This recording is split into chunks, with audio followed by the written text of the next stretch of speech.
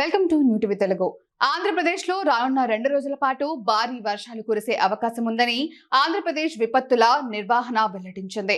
వాయువ్య ఉత్తరప్రదేశ్ నుంచి పశ్చిమ మధ్య బంగాళాఖాతం వరకు ఉత్తర మధ్యప్రదేశ్, దక్షిణ ఛత్తీస్గఢ్, మధ్య ఒడిశా మీదుగా సగటు సముద్ర మట్టానికి 0.9 కిలోమీటర్ల ఎత్తులో ద్రోణి కొనసాగుతుందని తెలిపింది.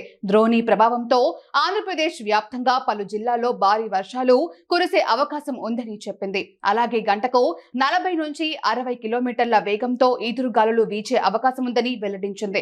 ఈ మేరకు హోర్డింగ్స్, చెట్ల కింద శిథిలావస్థలో ఉన్న గోడలు, భవనాలు వంటి వాటి దగ్గర ప్రజలు నిలబడవద్దని విపత్తు నిర్వహణ సంస్థ సూచించింది. మరోవైపు కొన్ని ప్రాంతాల్లో ఉక్కపోతతో పాటు ఎండ ప్రభావం చూసే అవకాశం ఉందని చెప్పింది. ఈ విభిన్న వాతావరణ పరిస్థితుల నేపథ్యంలో అప్రమత్తంగా ఉండాలని ప్రజలకు సూచించింది.